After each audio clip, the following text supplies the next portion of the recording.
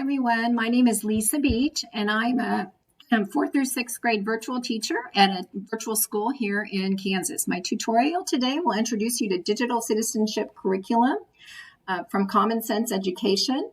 This is a new to me resource that I learned about in Module 1. The curriculum can be found at commonsense.org. And when you get there, you want to click on Education, Digital Citizenship, and Lessons. Let's go there together. Here's the commonsense.org website. Click on Education, find Digital Citizenship. It's the first tab, and then slide over and click on Lesson Plans. These lessons are free, and you can access them on any device with internet access. So I want to show you that there are lessons for every grade level, 3 for kindergarten and first, and then 6 lessons for 2nd grade all the way up to 12th grade.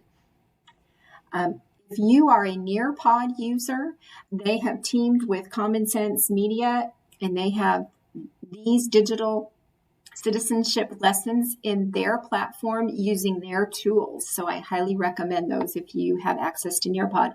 Nearpod is not free. These lessons are free. Now, to find what you're looking for, you're going to want to come up to the top here and use the filter. All of the lessons are built around these 6 main ideas: media balance, and so you can filter by what you're looking for, the topic you're looking for: media balance, privacy and security, digital footprint, relationships and communication, cyberbullying, news and media literacy. You can also filter by grade level. So you can filter by both if you'd like. I work with students in 4th, 5th, and 6th grade. So I would click on that and then apply, and I can find all the lessons available that I can use with my students in 4th, 5th, and 6th grade. Now, I want to show you a little bit more about how the lessons are laid out. When you first get in here, you can see the title and a subtitle and an overview and learning objectives and key vocabulary. If you click on this, you can show definitions. Now, if you want to use the lessons from the internet, that's great. You can do that, and you can open these up, and everything's all laid out for you. Or you can print it off here and save it as a PDF. Now, to start with, I want to show you on the right, you'll find everything that you need for the lesson. The classroom resources are listed here. There are lesson slides, videos, handouts, and a lesson quiz. Lesson materials can all be saved, shared, and distributed using Google Apps or the Google Drive. In each lesson, you will find a warm-up. You'll watch a short video with discussion that ties into the lesson. There are optional Common Sense created online games that reinforce the lesson objectives, and a variety of learning activities that usually end with a wrap-up and some cool take-home resources, family activity, family tips, and family engagement resources.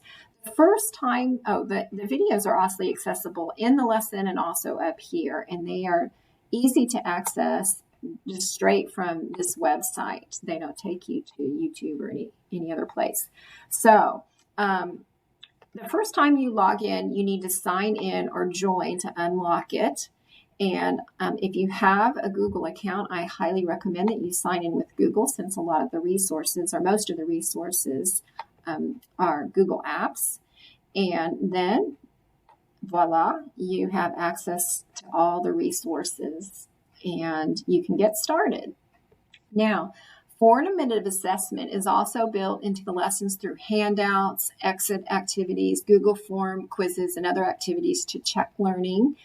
Just to give you a peek, I mean, it gives you times, and it tells you exactly what to do first, second, third, and it gives you a scripted lesson plans as well. And lessons are designed for classroom, in-person classroom versus remote, but they could be easily adapted to use in Zoom if you're a virtual school teacher like me. As far as using the curriculum with your students, it could be used as weekly lessons at the beginning of the school year, which is what I'm considering. Remember, 6 lessons per grade level, 3 in kindergarten and first. Now, another thing that's kind of cool is this. Don't have time for a full lesson? There are 15-minute lessons. Use this quick activity to engage students around learning outcomes. So the one I watched was a video and then some great discussion questions. So also in using this in the classroom, the quick activities or a full lesson, 45 minutes, could be worked into a unit where students will be using technology to enhance or transform their learning, which leads me to Bloom's taxonomy. These lessons appear to address a variety of levels from remember all the way up to create. The lessons I previewed focused on learning at apply, understand, and remember levels.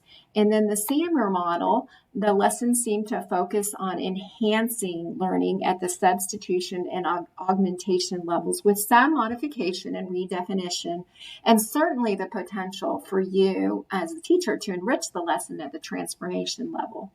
We are now at the end of this tutorial, and thank you for watching.